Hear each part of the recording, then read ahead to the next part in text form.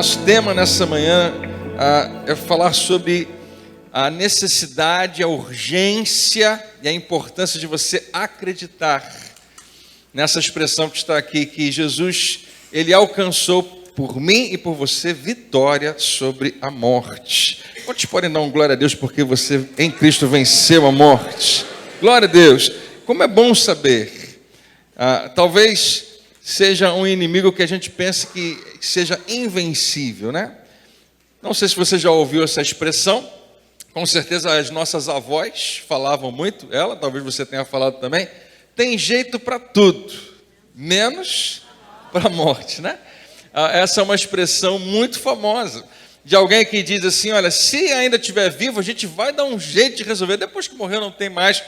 No entanto, Jesus é quem melhor responde a essa questão. Tem jeito para a morte? Sim, ele venceu a morte, ele resolveu o nosso problema em relação à morte.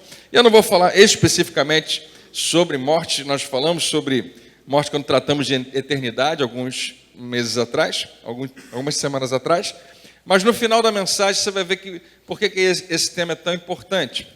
Na verdade, eu quero falar com você sobre acreditar, sobre o que é importante você acreditar e por que você acredita no que você acredita. Nós temos as nossas convicções.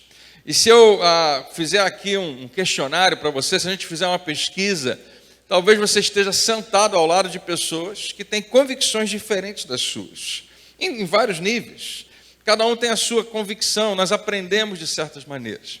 E aqui na igreja, não raramente, eu acho que com uma certa frequência, nós desafiamos as suas convicções. Nós fazemos a seguinte pergunta, frequentemente aqui, com base em que você acredita no que você acredita. E se você quiser pegar já a ideia geral desse encontro, dessa manhã, da ideia principal que eu queria muito compartilhar com você, é essa. Você precisa se perguntar, quando você acredita em alguma coisa, quando você tem uma convicção, por que eu acredito assim? Qual é a base para isso? Nós acreditamos em certas coisas por experiência. Nós acreditamos, por exemplo, que a lei da gravidade ela é suficiente para nos garantir sentados aqui hoje, né? Você não está preocupado de sair flutuando, de repente perder o controle? Você está acostumado com isso, a sua experiência te leva a essa crença. Então é muito fácil responder essa pergunta, por que você acredita que você consegue se manter firme nesse chão? Por causa de uma lei que você se acostumou. Por causa de uma maneira como o mundo foi feito, Deus fez dessa maneira. E você poderia pensar em várias outras. Mas tem muita coisa que nós acreditamos que a gente não sabe responder essa pergunta. Por que eu acredito assim? E em geral é porque minha mãe acreditava assim, porque meu pai acreditava assim, porque eu aprendi desse jeito, mas não necessariamente você foi buscar, você foi saber. Algum tempo atrás, acho que eu fiz isso mais de uma vez, eu coloquei aqui, acho que eu fiz 2 vezes isso no telão, aquele famoso vestido que cada um via de uma cor diferente, você lembra? O vestido que era azul e preto, ou então era branco e dourado, e cada um tem uma... E é incrível, porque eu pergunto aqui na igreja, e metade da igreja vê de um jeito, e a outra metade vê de outro jeito. A pergunta que eu preciso fazer é, você foi lá ver o vestido? Alguém foi lá, comprou o vestido? Não, né? Por que nós acreditamos no que nós acreditamos? Em geral, porque alguém que a gente confia falou algo para a gente. E se você pensar a respeito disso, você vai ver que toda e qualquer religião que existe, toda e qualquer ideologia, todo e qualquer sistema de governo em nações dessa terra, tem isso como base. Nós acreditamos em algo. E eu penso, e eu queria compartilhar isso com você hoje, que é uma das maiores forças que existe no universo. É a nossa capacidade de acreditar. Especialmente quando a gente faz isso coletivamente. Então, antes da gente avançar nesse assunto, eu queria fazer para você uma pergunta que a gente faz também aqui com alguma frequência, que eu considero a pergunta mais importante que alguém pode fazer. A pergunta mais importante de toda a história, de todos os tempos, eu particularmente acredito que nós precisamos fazer a nós mesmos. É essa pergunta aqui. Eu acho que essa é a pergunta mais importante de todas. Todas que você puder imaginar. E talvez tenham outras muito importantes. Todo mundo precisa fazer algumas perguntas importantes. Todo mundo precisa responder algumas perguntas importantes. Eu, particularmente, acredito que todo ser humano precisava responder essa pergunta, porque a partir dela a gente resolve muita coisa. Quem é Jesus? E se eu perguntar hoje aqui, talvez cada um de nós tenha uma resposta distinta. Talvez um grupo responda parecido. Talvez outros tenham decorado uma resposta. Talvez você tenha que pensar um pouco. Talvez você não tenha essa resposta na ponta da língua. A gente pode dizer, ele é o meu Salvador. Ele é alguém muito importante para mim. Ele é aquele em quem eu tenho depositado toda a minha vida. Ele é meu amigo. Não seja qual for as qualidades que você puder imaginar.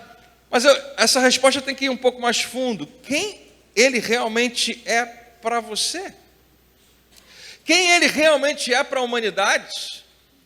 Quem ele realmente é no contexto espiritual? Quem ele é para Deus? Quem ele é para o inimigo? Quem ele é? É uma pergunta muito, muito importante. E antes de terminar, antes de você voltar para casa, eu queria te ajudar a ter um entendimento que particularmente eu tenho, e eu acho que a gente deveria ter sobre essa resposta, sem roubar de você o direito de você ter a sua própria resposta, o direito de você pensar como você quiser. Mas é importante demais que o cristão, que alguém que segue a Jesus, que alguém que decidiu que Ele é o seu Senhor, saiba exatamente como responder isso, essa resposta, essa pergunta tão importante. Então eu queria fazer nessa manhã 3 observações a respeito da nossa crença. Eu poderia falar a palavra fé aqui o tempo todo, mas eu queria substituir a palavra fé hoje por acreditar. É a palavra que vai aparecer várias vezes aqui na nossa Bíblia, dessa maneira, a maneira como eles acreditavam. Mais uma vez, você acredita em coisas muito concretas, muito simples. Por exemplo, quantos acreditam nessa manhã que realmente estão aqui e não estão sonhando que estão aqui? Quem acredita que realmente está aqui? Para vocês isso é muito concreto, né? Mas talvez uma pessoa agora pensou, opa, eu realmente estava com muito sono ontem, eu não sei, talvez, né? Talvez você pense, será que eu estou sonhando? Você já teve a sensação de que, mesmo né, na vida real, você estava sonhando? Parecia que era um sonho que você estava vivendo? Eu já tive isso várias vezes. Dura pouco tempo, mas a gente fica às vezes confuso, né? Mas chega uma hora que você fica, é muito concreto, tudo é muito concreto. A minha mente não está me pregando uma peça. E você acredita em coisas que você simplesmente escolheu acreditar. Não é algo que exige para você muita evidência. Você simplesmente escolheu acreditar daquela maneira. E se torna para você uma lei na sua vida. Nós escolhemos, né, e é cultural. A cultura tem uma força muito grande em relação a isso. A maneira como nossos antepassados nos ensinaram faz diferença. Então você acredita que criar filhos deve ser dessa maneira? Por quê? Com base em quê? Com base no que eu aprendi ali e acolá. Você acredita que ser marido é desse jeito? Você acredita que ser esposa é desse jeito? Você acredita que ser cristão é assim? Com base em quê? Com base em várias coisas. E a gente tem colocado firmeza na nossa vida naquilo que Jesus estabeleceu. Então, se nós vamos acreditar como deve ser pai, ser mãe, ser marido, precisa ser com base naquilo que Jesus declarou. Quem está comigo aqui, diga amém. Então, as 3 afirmações que eu queria fazer para vocês, você tem direito de julgá-las. A primeira delas é a seguinte: a capacidade de acreditar é a força mais poderosa à disposição da humanidade. Exagerei mesmo. Eu não disse que é uma das forças, é a força mais poderosa à disposição da humanidade. E se você pensa que eu estou exagerando, eu queria te dizer, o que eu quero dizer com isso? Tudo o que já foi realizado, tudo que já foi inventado, tudo que já foi conquistado, todo e qualquer progresso, toda grande construção, seja física, seja não palpável, toda grande destruição que já aconteceu, tem como base isso. Só aconteceu porque nós, seres humanos, estou falando de nós humanos, claro, só aconteceu porque alguém acreditou que algo poderia ou deveria acontecer. Tudo. Então, por isso que eu estou exagerando, e você pode pensar que é um exagero, mas talvez você concorde comigo que é exatamente isso. A força mais poderosa à nossa disposição é a força de acreditar. Todo problema que já foi solucionado, todo mesmo, aconteceu porque alguém acreditou. E acreditar, você pode acreditar certo ou acreditar errado. Ainda assim, acreditar está por trás de tudo de bom que já aconteceu e de tudo de ruim que já aconteceu. É como uma arma. Para onde você apontar, alguma coisa vai acontecer. Não necessariamente vai ser bom, mas tem uma força muito grande. Quando nós acreditamos que alguma coisa é possível, nós buscamos incansavelmente um jeito de tornar aquilo real. Quando você realmente acredita que algo é possível, seja o que for, seja galgar profissionalmente até o ponto que você quer chegar. Se você acredita que aquilo é possível, você não vai parar de buscar aquilo. Se você acredita que é possível sair de uma posição e crescer um pouco mais, você vai buscar aquilo intensamente. Por que eu estou colocando isso para você? Porque é aqui que muitos de nós tropeçamos. Nem todo mundo acredita que certas coisas são possíveis. Há pessoas que estão desanimadas hoje justamente por causa disso. Já não acredita mais que aquilo é possível. Já não acredita mais que aquela mudança é possível. Já não acredita mais que aquela restauração é possível. Já não acredita mais que tem jeito para aquilo. Mas no momento em que você acredita que é possível, você vai buscar incansavelmente uma maneira de tornar aquilo real. Há um projeto interessante que eu acho que acontece em vários lugares do mundo. Eu ouvi falar disso em alguns lugares, aqui na América Latina e na América do Norte também, de algumas empresas que, na sua maneira de recrutar novos empregados, especialmente nas áreas técnicas, eles estabelecem uma prova muito interessante. Eu já mencionei isso aqui algum tempo atrás. A maneira como eles fazem é o seguinte: no processo de seleção dos seus candidatos, gente que quer se empregar naquela área, eles pegam um grupo que já passou por uma série de processos lá na seleção e perceberam que tem gente muito boa ali, e eles têm que escolher um ou dois. Em algum momento no processo seletivo, eles dão para aqueles candidatos ao emprego um problema para resolver. Um problema matemático, que seja da área deles, um problema mecânico, um problema de qualquer natureza. Olha só, você tem uma semana para resolver esse problema, e é um problema difícil demais. Na verdade, a pessoa que pega aquele problema diz é bem difícil, mas a pessoa que deu o problema para resolver sabe que o problema é impossível de se resolver. É uma pegadinha. Eu estou dando a você um problema insolúvel, mas estou mandando você resolvê-lo. E frequentemente o que acontece é que aqueles empregados voltam e dizem: olha, a gente tentou de tudo, eu tentei de tudo, eu corri atrás, eu busquei, eu pesquisei, eu não consigo resolver esse problema. E o empregador finalmente fala: realmente não tinha como, porque era insolúvel. Desculpa eu fazer você passar por isso, mas eu precisava saber até onde você iria. Ok. Mas de vez em quando, um daqueles candidatos vem e traz uma solução para um problema insolúvel. Eles acreditaram tanto, que resolveram um problema que alguém considerava impossível. Isso tem alguns registros disso que são muito interessantes. Há uma narrativa muito interessante. Não sei se você assistiu aquele filme da abelhinha, B-Movie, eu acho que era esse o nome. Não lembro qual era o filme, mas o nome dele era esse em inglês, eu acho que era assim mais ou menos também aqui. A história eu nem lembro direito, mas a verdade é que antes de começar o filme, eles colocam um texto para você ler, antes do filme começar, que é justamente falando que, cientificamente, você não consegue entender como uma abelha voa, porque ela tem uma massa, um corpo, o tamanho da asa, a velocidade que ela consegue bater, a aerodinâmica, tudo contra ela. Então a ciência vai dizer que é impossível que uma abelha voe.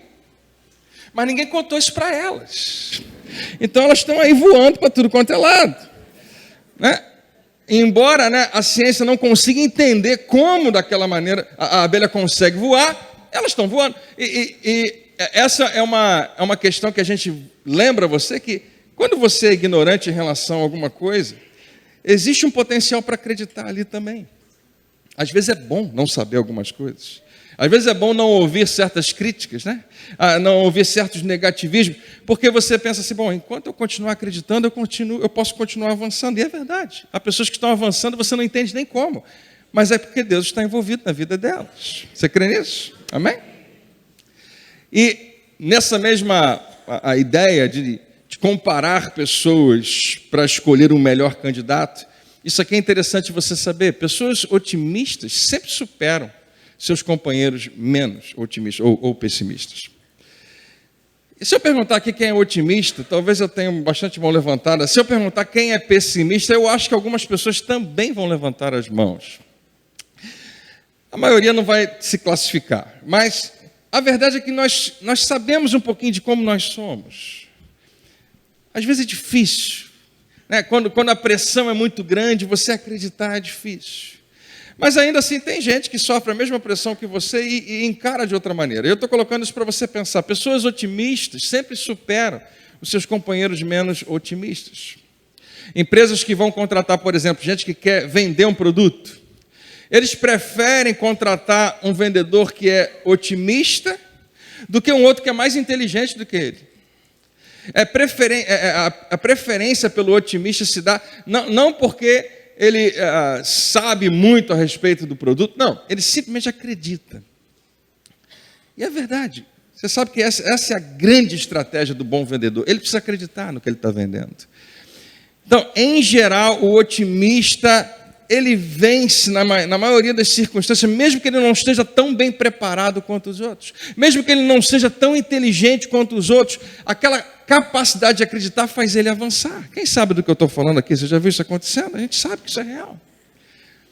Existem pessoas que talvez estudaram junto com você na escola, eu não sei se é o seu caso, mas gente que você conhece, que não era tão inteligente quanto você, vamos ser sinceros, era burro mesmo, estudava com você, mas teve uma ideia e deu certo. E se essa mesma ideia você tivesse tido, não daria certo, porque você é muito inteligente. Tem que ser burro para aceitar aquela ideia, achar que ela vai dar certo. E ele aceitou, acreditou e foi fundo, deu certo, está ganhando dinheiro, a beça. Tem um carro 10 vezes melhor do que o seu. Mas você pensa, meu Deus do céu, eu sou bem mais inteligente que ele, talvez, né, seja o caso de simplesmente, será que você seria capaz de acreditar no que ele acreditou? Mais uma vez, talvez seja a força mais poderosa que está à nossa disposição, a força de acreditar. Acreditar nos capacita a tentar. Eu não sou a pessoa mais estável, eu confesso para você, isso é uma fraqueza. Eu tenho a minha volubilidade. Tem dias que eu estou bem, tem dias que eu não estou bem. Eu sou como a maioria, eu acho. Tem dias que eu estou feliz, tem dias que eu estou um pouco para baixo. Tem dias que eu acredito, tem dias que não é fácil. Mas eu sei que na minha vida isso faz todo sentido, eu acho que na sua também. Quando você acredita, isso te capacita a tentar. Porque tem gente que realmente não quer nem tentar, porque não acredita. Mas tentar não faz muito mal. Tentar não custa tanto assim. Eu tenho aprendido, até mesmo no quesito liderança, se você quiser ser um bom líder, você tem que aceitar esse processo de tentar e errar. Faz parte do processo. Se você não tiver erros na sua história, tem alguma coisa muito errada com você. Na verdade, você não progrediu muito. Mas a capacidade de tentar e errar é muito importante para o nosso crescimento. Mas há pessoas que nunca vão sequer tentar.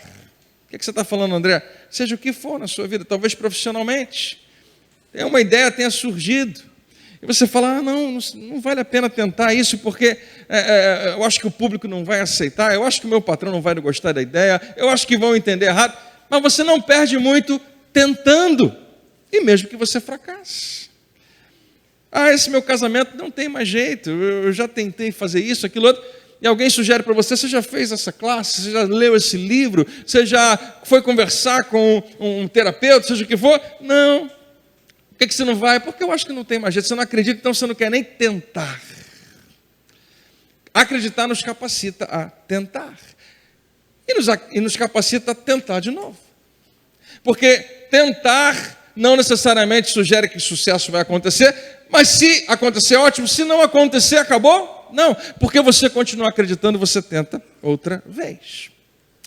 E a verdade, queridos, é que os grandes homens que conquistaram grandes coisas não foi porque tentaram uma vez só, foi porque tentaram várias. A história conta sobre o inventor da lâmpada, que ele foi, se não me engano, na 100ª experiência para finalmente aquela lâmpada acender. Foi isso mesmo? 100ª? 1000ª? Alguém sabe? 1000 vezes. Agora imagina você fazer um experimento que dá errado 999 vezes. Em algum momento no meio do caminho você vai falar, para que eu estou fazendo isso? Não, eu vou experimentar culinária, alguma outra coisa. Isso aqui não é o meu forte, não está dando certo. Mas a certeza, a capacidade que esse homem tinha de crer, Thomas Edison tinha de acreditar no que ele estava fazendo, fracasso após fracasso após fracasso, ao invés de desanimar ele, só fazia ele pensar, tem alguma coisa que eu ainda não estou fazendo, mas eu posso fazer. Tem alguma coisa que eu ainda não incluí ou que eu não tirei dessa receita, mas que eu posso fazer. E ele estava pronto, talvez, ir até os 10.000. Mas na 1000ª vez a lâmpada acendeu. Porque tentou, errou e tentou outra vez. É acreditar que nos capacita a isso. É acreditar que nos capacita a arriscar, que é uma das coisas mais importantes que a gente pode fazer na nossa vida. E é estranho o pastor dizer para você que você tem que arriscar alguma coisa, mas deixa eu falar. Há momentos, não é o tempo todo, mas há momentos onde Deus vai te convidar a fazer isso. A aceitar um risco. A aceitar o risco que você corre de se expor um pouco mais, ou quem sabe, de fracassar também. Se você não se dá a possibilidade de arriscar, a verdade é que você não está dando possibilidade de crescimento na sua vida. Você não está abrindo portas. E eu não estou dizendo mais uma vez que você deve fazer alguma coisa urgente, mas há momentos em que Deus vai te dirigir a isso. Leia a sua Bíblia, não é isso que Deus faz o tempo todo? Convida homens que não se sentem preparados, que eu e você não julgamos preparados. Quem é esse cara para fazer? Como é que Deus chama esse cara? Ele mesmo se desqualifica, né? Moisés se desqualifica, Gideão se desqualifica, todos eles. Por que Deus chama esse pessoal? E por que ele chama você? Por que ele me chama? Eu estava antes de subir aqui orando a Deus, Senhor, por que eu? Tem tanta gente melhor. Como é que o Senhor pode me usar se o Senhor me conhece tão bem? E Deus estava me lembrando disso, André, eu só usei gente mané igual você mesmo. Até hoje. Só usei gente da pior qualidade. Fica tranquilo, você está na mesma categoria. E você já matou alguém? Não, senhor. Pois é, Moisés matou. Eu levei ele como libertador de Israel. Eu estou melhor que Moisés? Tá bom, então tá bom. Eu não entendo. Eu confesso aqui para você, eu não entendo como Deus pode nos usar. Mas Ele nos usa. E Ele nos capacita. O tempo todo. E tem a ver com isso, aceitar um risco. Eu falei para uma pessoa que eu amo muito há pouco tempo atrás, uma pessoa que vive dizendo que a timidez atrapalha ela de alcançar alguma coisa, fala, para de falar que você é tímido. Porque a verdade é que você já deixou isso para trás há muito tempo, só que você continua com medo de arriscar. Deixa eu falar para você, igreja, chega disso, toma uma decisão, eu não vou deixar isso me roubar da minha vida. Medo, preocupação. Não estou dizendo que você tem que viver, né, com risco o tempo todo. Ninguém consegue viver assim. Mas há momentos que se você quiser avançar, você vai ter que correr algum risco. E claro, você só vai conseguir se você acreditar. Acreditar nos capacita a ter expectativa, que é tão sensacional, que é talvez base para nós experimentarmos manifestação. A Bíblia diz que fé é certeza de coisas que se esperam. Expectativa é antecipar algo que ainda não aconteceu. E quando eu acredito, eu consigo antecipar aquilo no meu coração. E é tão importante. Você sabe como é que a gente realiza isso? Eu sei que é fantasioso o que eu vou falar, mas ainda assim é um exercício mental. Você já viu quando um pastor, quando alguém chega para você e pergunta assim, o que você faria se você ganhasse R$1 milhão? Só de você pensar no assunto, convenhamos, não vai acontecer, mas Só de você pensar e sonhar, parece que isso movimenta algo dentro de você. Quando eu pergunto assim, o que você faria se você ganhasse 20 milhões? Tem gente que até abre um sorriso. Continua duro, não é? O sorriso aparece porque você começou a movimentar algo dentro de você, que é uma antecipação, mesmo que seja a princípio, preste atenção, a princípio irreal. Certeza de coisas que se espera e convicção do que não se vê, a princípio é irreal. Para a nossa humanidade não faz sentido. Mas Deus quer que você consiga enxergar antes. Ele te convida a crer que Ele chama o que não é como se já fosse. Que Ele traz à existência as coisas que não existem. Não existe, a gente não consegue acreditar que vai existir, mas Ele traz a existência. Acreditar nos capacita a sonhar, que entra nessa mesma ideia, mas para mim é um pouco mais amplo. É tão importante que nós possamos sonhar. É tão importante que você pense alto. Quantas vezes eu já ouvi pregador falar sobre isso e nunca eu absorvia, nunca encaixava comigo isso. Eu sempre acreditei que é importante pensar alto, mas parece que parece que estão querendo me obrigar a ser uma pessoa que eu não sou, né? Eu sou realista, eu sei o que dá para fazer, eu sei o que não dá para fazer, mas de um tempo para cá eu tenho deixado Deus me alimentar com essa verdade. André, quais são os meus limites? O que eu não posso fazer na sua vida? Tem alguma coisa que Deus não pode fazer na sua vida? Existe um limite para até onde Ele pode ir? Por que a gente às vezes não quer sonhar? Por que a gente prefere não ser um sonhador? A gente tem medo da desilusão, a gente tem medo do fracasso produzir em nós um sentimento de depressão, uma tristeza muito grande porque não conseguimos. Tem gente que tem, e muita gente tem medo de ser reprovado, de fracassar.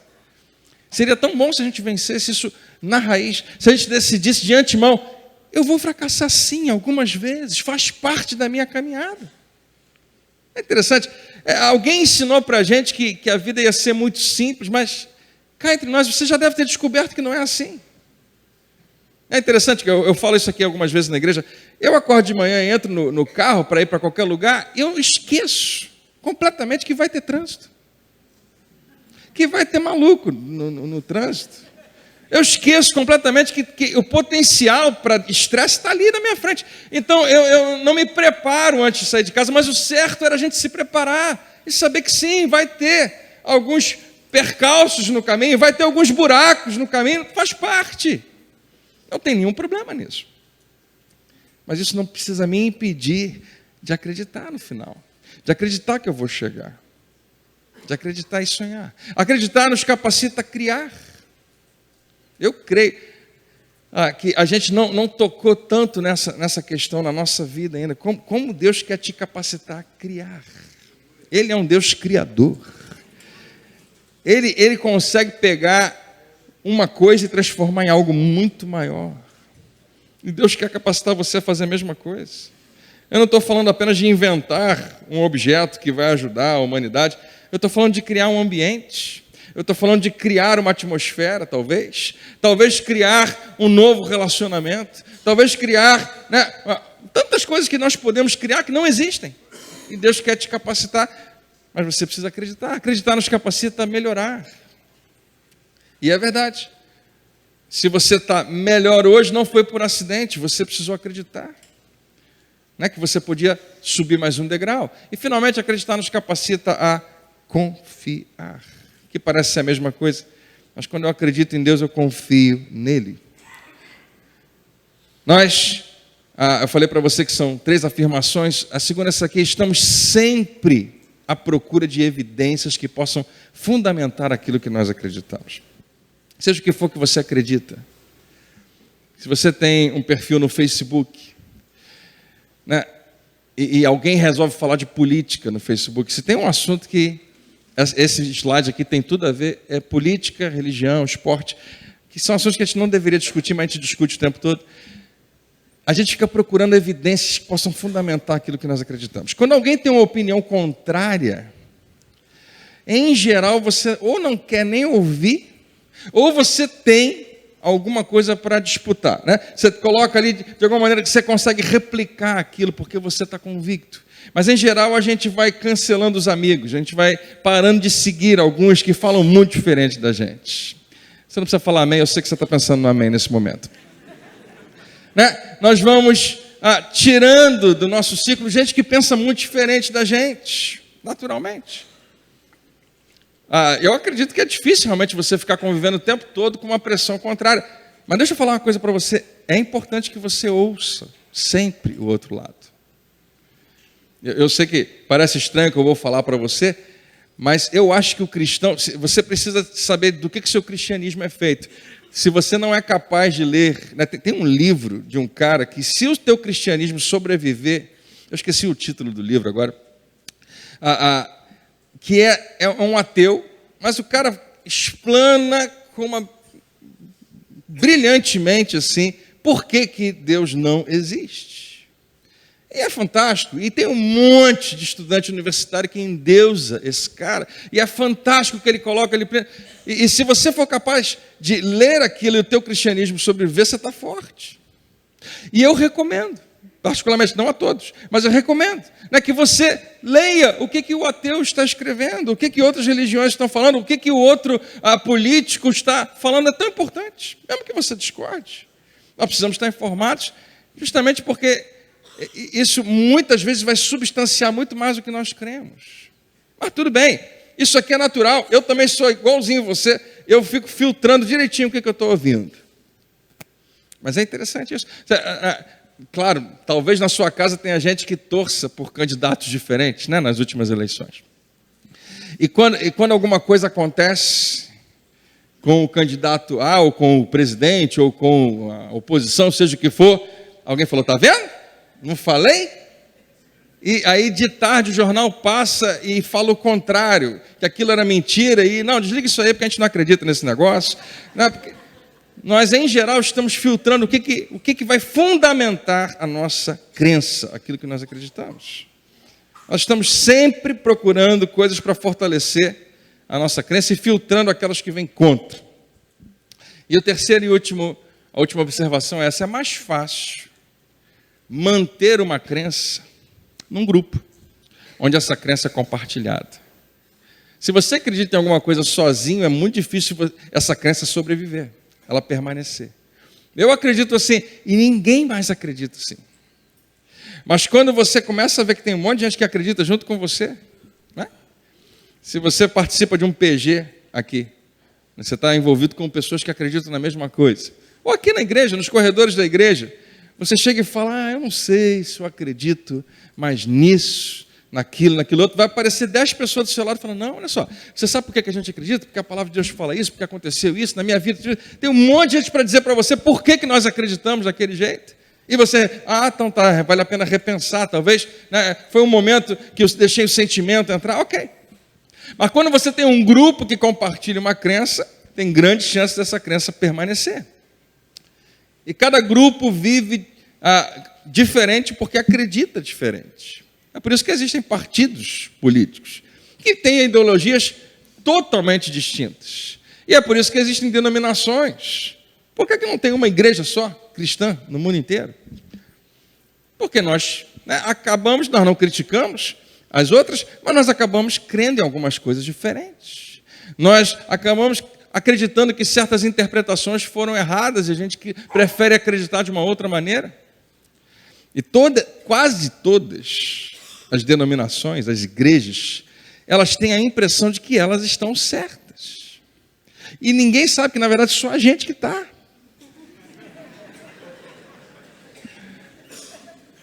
Deixa eu falar com a câmera. Brincadeira. Em algum momento você vai descobrir que a gente faz coisas que a gente já deveria ter parado de fazer há muito tempo. Em algum momento você vai descobrir que a gente acredita em coisas e nem sabe por que a gente acredita. Mesmo, né, limpando tudo que a gente pode. Mas nós, né, não temos crise se você usar calça comprida, se você passar um batom, se você for à praia. Outras, talvez, crenças dizem que não pode fazer isso. Se você vai seguir Jesus, você não pode fazer isso, aquilo outro. Por que existem tantas e tantas e tantas?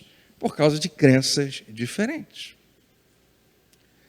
crer, acreditar, talvez seja a força mais poderosa no planeta.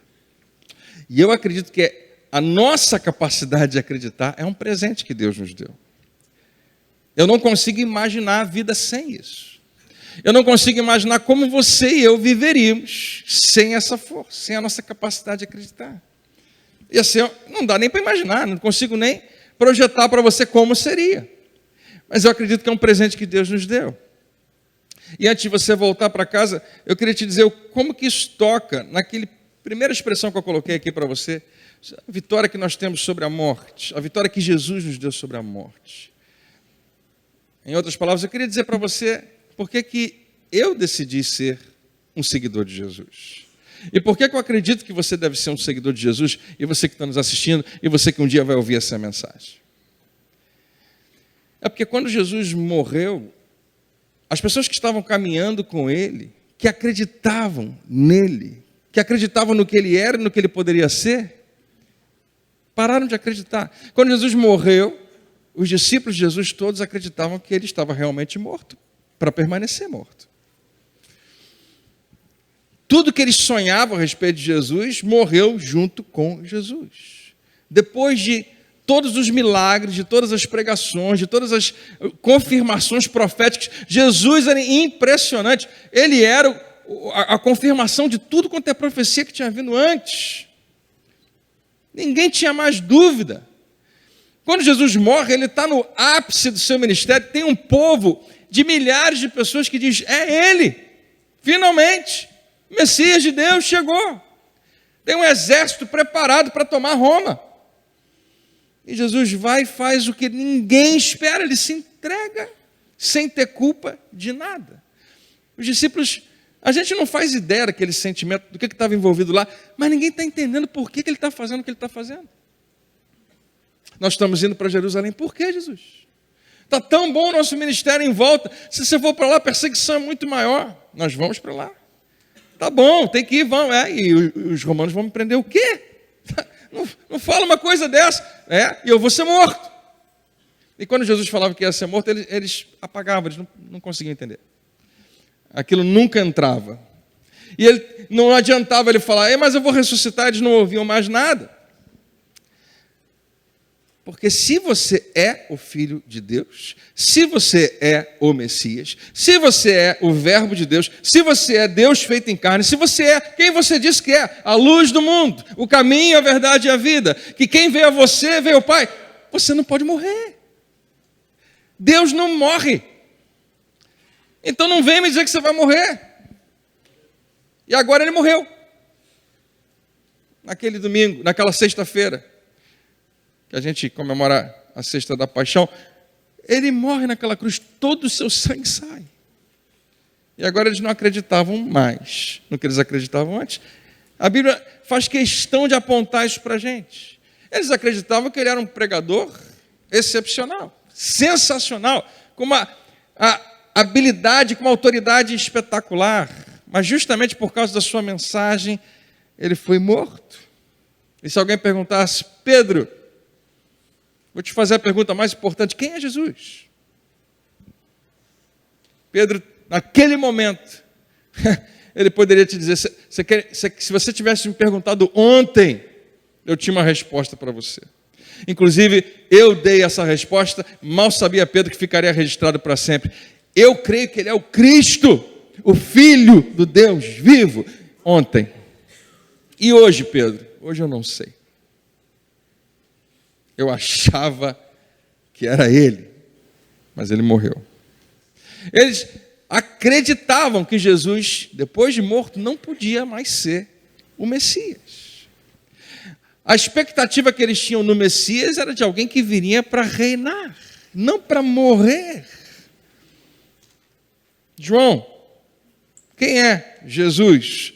Você colocou sua cabeça no peito de Jesus, você andava com ele, ele trazia você para perto o tempo todo. Você que sabia, você sabe exatamente quem ele é, me diz aí quem é. Eu achava que eu sabia. Eu não entendi nada do que aconteceu. Nós fomos para o Getsemane para orar, ele estava angustiado, Eu não fazia ideia de que ia aparecer Judas com aquele monte de soldado e prendê-lo. E coisas muito interessantes aconteceram naquele episódio, com uma palavra que Jesus falou, os soldados todos caíram no chão, não sei se você já leu. Nós viemos aqui buscar Jesus, ele falou, eu sou, prum, todo mundo cai no chão. Ele se permite ser preso. Quando Pedro vai interpelar e corta a orelha de um soldado, Jesus fala, Pedro, você acha que se eu não quisesse, eu não resolvi isso daqui? Uma palavra, legiões de anjos viriam aqui e acabariam com tudo. E curou o cara, achou a orelha dele no chão e botou no lugar.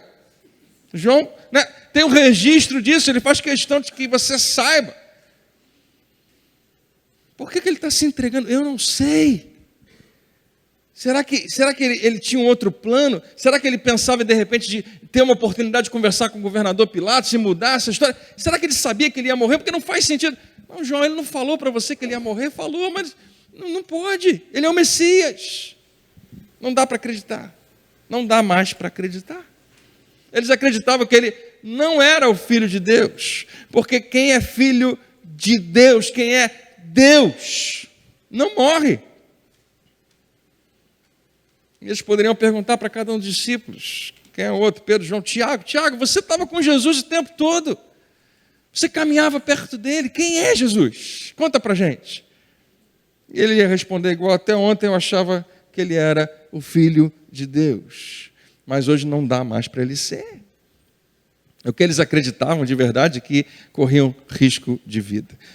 Todos os discípulos estavam escondidos.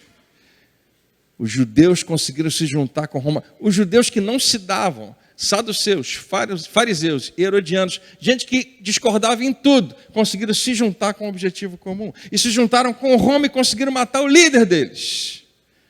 O que eles vão fazer agora? Eles vão nos acusar da mesma coisa. E nós vamos ser mortos também. Por que eu coloquei isso para você? Eu queria que você pensasse nisso aqui, antes de você voltar para casa. Esses homens, eles estão com muito medo depois que Jesus morreu. Eles se escondem. Eles sabem que são considerados fora da lei. E é isso que para mim faz o cristianismo tão distinto de qualquer outro movimento. Eu não canso de dizer isso aqui porque é importante que você guarde isso. Quando Gandhi, líder de um imenso movimento, morre, todo mundo sabe, os seus discípulos sabem, nós precisamos manter vivo o legado dele. Nós precisamos pegar o que ele pregou, o que ele ensinou, o que ele fez e manter vivo. Vamos escrever, vamos divulgar, todo mundo tem que saber. Faz sentido. Quando alguém faz uma obra muito grande, a gente tenta eternizar o máximo que a gente puder. Maomé, quase que 600 anos depois de Jesus, é o criador de um movimento tão imenso que hoje toma conta de um pedaço gigantesco da terra. Quando Maomé morre, já idoso, os seus discípulos, e aí começa o movimento a se tornar cada vez maior, eles também decidem, nós não podemos deixar o movimento morrer junto com Maomé. Nós vamos dar continuidade. Como é que a gente faz? A gente divulga, a gente pega o que ele falou, a gente escreve, a gente faz todo mundo saber, a gente converte outras pessoas a esse tipo de pensamento. Ok? Faz sentido. E quando Jesus morre, é completamente diferente. Porque Jesus constrói tudo o que ele fala com base em quem ele é. Tudo que Jesus fala está alicerçado em quem ele é. De maneira que quando ele morre, ele não mais pode ser quem ele dizia ser. Não faz mais sentido para ninguém. Tudo que ele falou parece que cai por terra, porque estava tudo com base nele. Então, não adiantaria Pedro, João, Tiago e os outros discípulos darem continuidade, você entende? Não tem o que continuar. Nós dependíamos completamente dele. Os seguidores mais próximos de Jesus, no final da história, na morte de Jesus, perderam a fé. E eu acho importante dizer isso para você, porque há pessoas aqui, talvez que estejam me ouvindo, que também experimentaram isso. Ou que estão experimentando isso. Você está em boa companhia. Pedro, Tiago, João também perderam a fé. Quando eles começaram a seguir Jesus, eles não acreditavam. Em algum momento eles começaram a acreditar. Pedro acreditou até ponto de dar a própria vida. mas alguns minutos depois parou de acreditar, disse que nunca conheceu Jesus, negou Jesus, para mais tarde voltar a acreditar. É isso mesmo. A gente pode ter esses momentos. É uma pena que há pessoas que pensam que porque perderam a fé é o final da sua história. Não, do mesmo jeito que você perdeu, você pode ganhar de novo. Você pode recebê-la outra vez. Pedro, Tiago, João e todos os outros, o que vocês acreditam hoje? Quem é Jesus? Até Jesus morrer, até antes dele se entregar, nós acreditávamos. Mas agora não dá para acreditar mais. E vocês vão dar continuidade ao que Jesus começou? Vocês vão anotar tudo que ele falou e vão divulgar? Não, não faz o menor sentido. Nós não podemos fazer isso. Quem vai acreditar em qualquer coisa que ele falou se tudo se embasava em quem ele é ou era? Nós somos fora da lei. Nós estamos sendo perseguidos por termos nos associados com Jesus. Quem acreditaria em nós? Tudo o que Jesus ensinou era com base em quem ele dizia ser. Agora que ele morreu, acabou. Se você tiver dúvidas em relação ao que eu estou falando, basta você ler o relato da ressurreição. Nenhum discípulo acreditou que Jesus tinha ressuscitado depois da ressurreição, até vê-lo. E ainda assim tiveram dificuldade de acreditar. Os discípulos esperavam, sonhavam, acreditavam, ele é o Messias, ele é o Filho de Deus, mas Roma é forte demais. E quando Roma veio, destruiu tudo. As autoridades dos judeus são fortes demais. Não conseguimos ir além deles. Jesus não conseguiu ser mais forte do que Roma e do que os judeus, e acabou tudo. Nós estamos falando hoje das pessoas que melhor conheciam Jesus, de gente que andou 3 anos e meio do ladinho dele.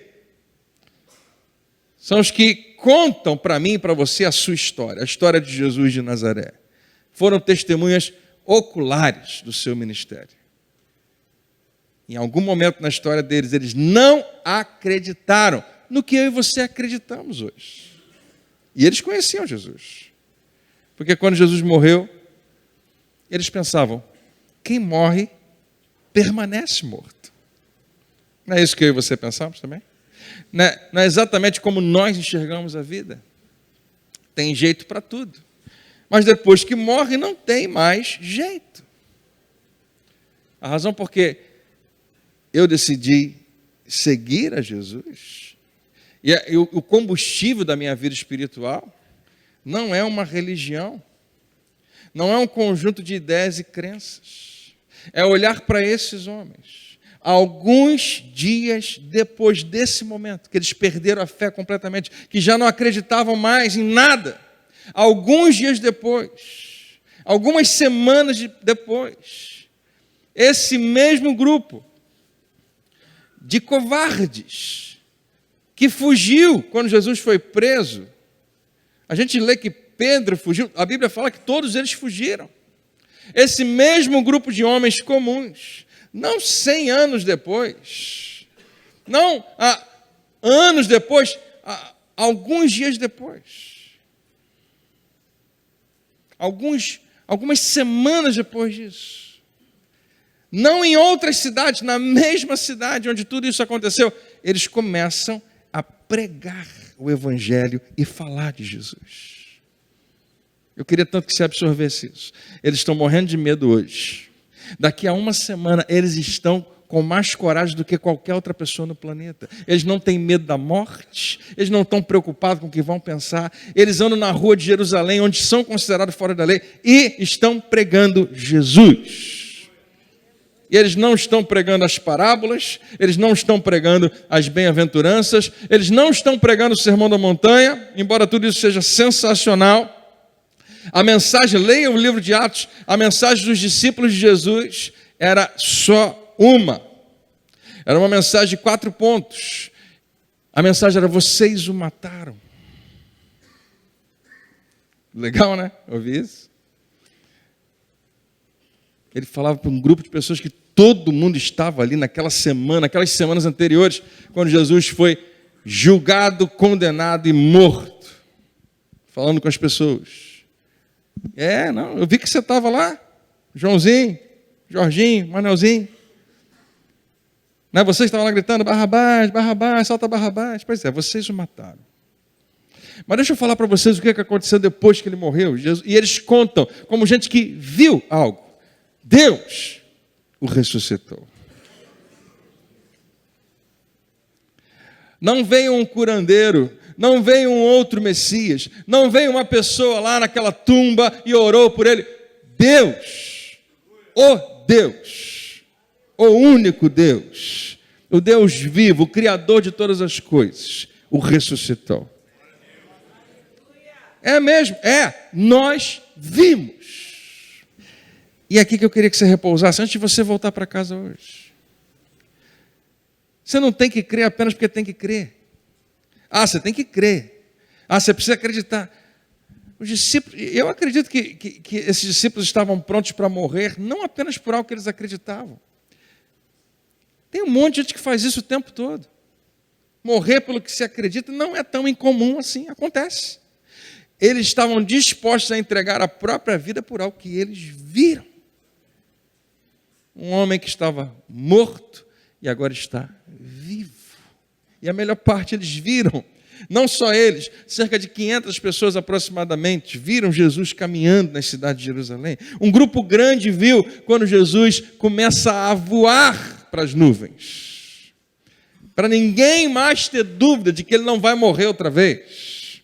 Que ele morreu uma vez e voltou a viver para sempre.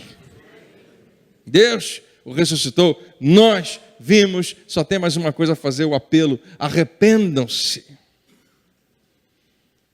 20 anos depois, o apóstolo Paulo está em Atenas e ele não prega outra coisa senão isso também. Deus fez algo que vocês precisam saber. E se você ler o livro de Atos, esse versículo é tão importante, às vezes a gente deixa ele passar. Ele fala de como Deus, o que ele fez em Jesus e através de Jesus, e como ele nos deu salvação eterna. Ele coloca da seguinte maneira, que Deus deu provas, que ele nos deu evidência, que ele nos deu a convicção e a certeza disso, ressuscitando Jesus dentre os mortos. Você sabe por que e a gente também não estuda muito isso, mas era impossível a igreja cristã sobreviver ao primeiro século. E ela sobreviveu. Você sabe por que nós estamos aqui hoje? Você sabe por que é possível crer hoje? Por que eu sou um cristão? Por que você deve ser um cristão? Por que você deveria considerar a fé cristã? Porque quando Jesus morreu, todo mundo parou de acreditar nele. Zero. Nenhum deles, nenhum discípulo foi consagrado como herói. Ninguém teve coragem de escrever lá, eu já sabia o tempo todo. Né? Pedro poderia ter escrito, Marcos que escreve para Pedro, fala, escreve aí, eu tinha uma convicção, não falava para ninguém, mas eu sabia. Não, eles não falam. Nenhum deles estava do lado de fora da tumba contando, né? De trás para frente, 10, 9, 8, 7, vai ser agora.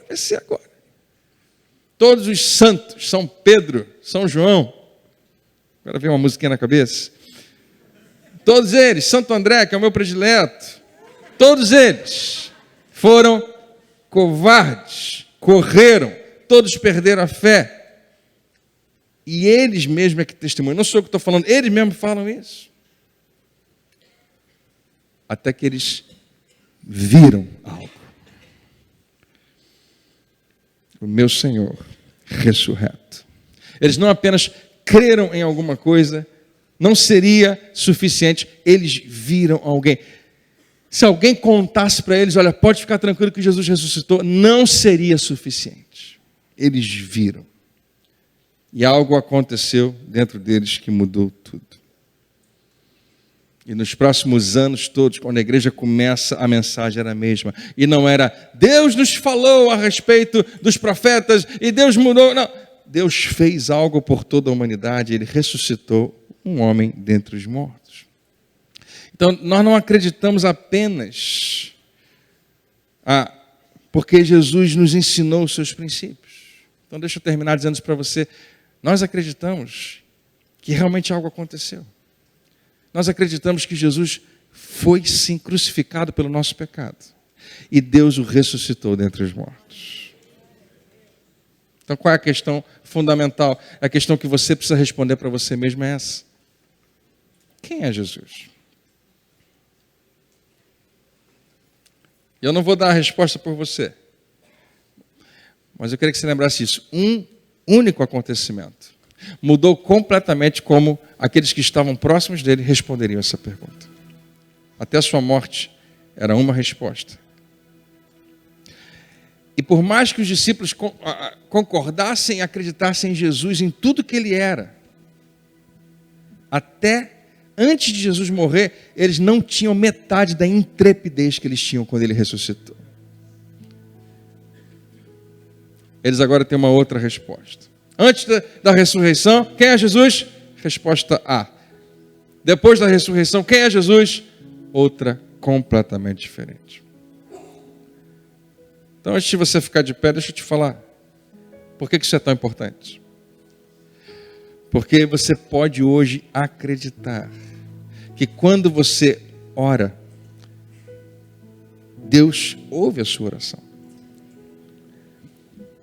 Deixa eu te falar como se você nunca tivesse ouvido isso antes. Eu sei que parece tão banal, mas preste atenção.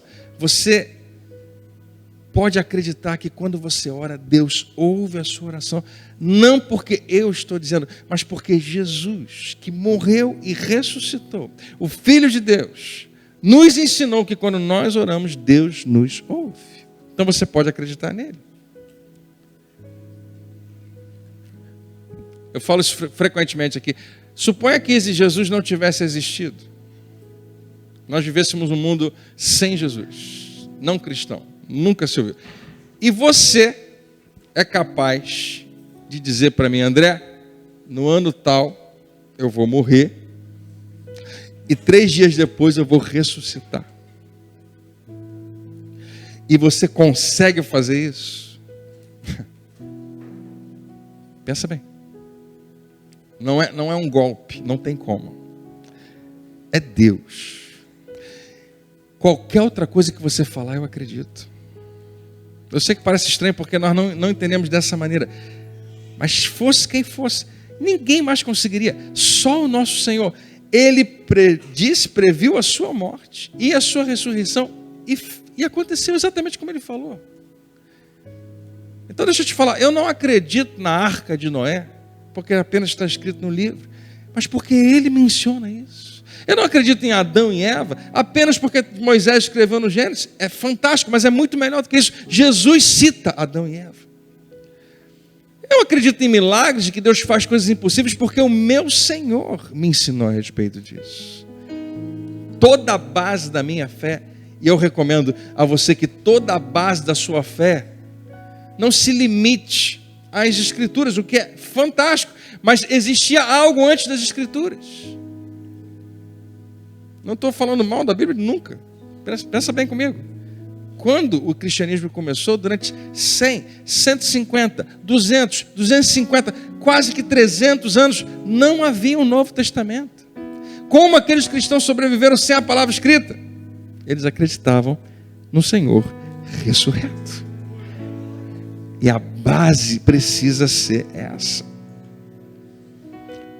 Porque Jesus, que morreu pelos nossos pecados, ressuscitou dentre os mortos. Ele disse a você que se você orar, Deus ouve você. Você acredita no céu? É?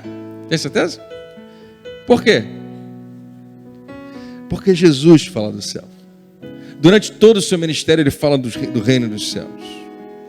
Significa que quando você passar por tribulações, você não precisa ficar surpreso. Jesus falou que você passaria por tribulações. Nenhum pastor foi capaz de prever isso tão bem. Mas ele disse a você, no mundo você vai ter aflição. Mas o que ele falou depois? Tende bom ânimo, eu venci o mundo. Antes de Jesus morrer naquela cruz, esse discurso tinha uma força. Após a ressurreição, quando ele viveu outra vez, você não precisa ter mais nenhuma dúvida de que ele venceu o mundo, que ele venceu a morte, e nele você venceu também. Você recebe essa palavra hoje? Vamos ficar de pé, vamos orar juntos? Qual é a base da sua fé? É uma outra maneira de perguntar: quem é Jesus para você?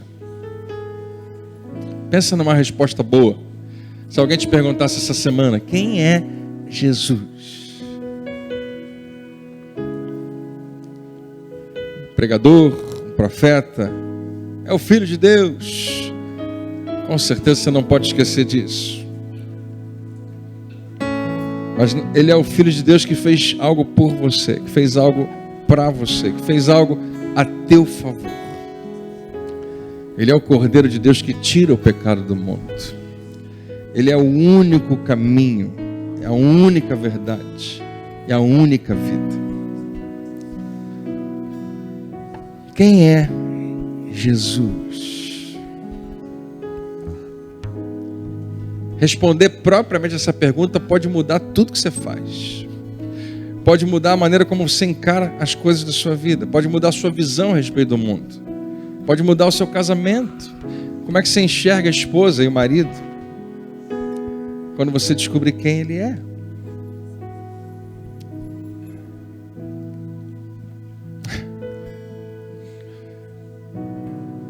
É tudo começa e termina ali. É a ressurreição. A única razão dessa igreja existir, de você ser igreja, é essa. É eu te dar mais uma vez uma notícia que você já deveria saber e deveria estar pulando de alegria todo dia por causa dela. De que você não vai morrer mais. De que Ele te deu uma vida que não tem fim. Nós vivemos nesse mundo e é muito difícil escapar. É muito nebuloso, é muito confuso, é muito escuro para a gente entender. E nós pensamos: a morte é o final da nossa história. Nós choramos naturalmente a morte por causa da saudade das pessoas. Mas imagine se você, apenas imagine, se você pudesse viver como alguém que sabe que já venceu a morte. Que a morte, vai parecer estranho demais o que eu estou falando para você, mas às vezes quando eu faço isso, a morte na verdade pode ser uma coisa sensacional. Porque te coloca num outro plano, num outro nível. Não estou sugerindo que ninguém morra. Estou sugerindo que você repense como você encara. Porque a morte não tem mais o poder que tinha. O pecado, né, que gera a morte perdeu todo o seu poder. Se você está em Cristo, você nasceu de novo. Você nasceu na família de Deus, você vive para sempre. Se você não estava aqui quando a gente falou sobre a eternidade, esse era o foco. Se você foca na eternidade, se você parar para pensar que a sua vida não tem fim, as outras coisas aqui, a gente muda a maneira como a gente encara elas. Você não fica mais preocupado como ficava antes com coisas pequenas. A vida fica um pouco mais leve quando você lembra o que Jesus já fez por você. Quando o pastor Jason aqui veio falar sobre o céu, algumas quintas-feiras atrás aí, aquilo me renovou mais uma vez. Eu falei: meu Deus, eu estava preocupado com isso. Para que eu vou me preocupar com isso? Isso não tem tanto peso assim na eternidade. O Senhor já me livrou antes, o Senhor me livra outra vez. O Senhor já me salvou de circunstâncias assim antes, o Senhor é poderoso para fazer outra vez. Então eu vou confiar em Ti. Se você parasse agora e escrevesse a sua linha do tempo, tudo que aconteceu com você, você ia parar para pensar: meu Deus, quanta coisa Deus já fez na minha vida. Eu vou ficar agora preocupado, desanimado? Não, Ele já fez antes, Ele faz outra vez. Tem muita vida pela frente, especialmente quando você para para pensar: tem muita vida e vida que não termina mais. Amém. Vamos fechar os olhos, vamos orar juntos.